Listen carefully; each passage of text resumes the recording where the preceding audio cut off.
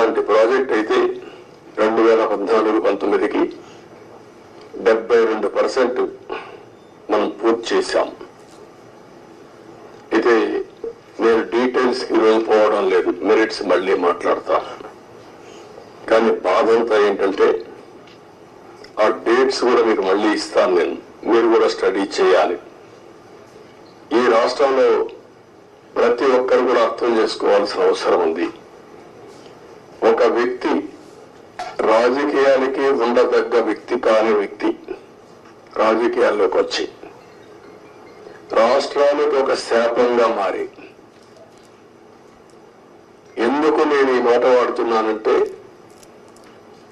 ఇది ఒక ఉదాహరణ.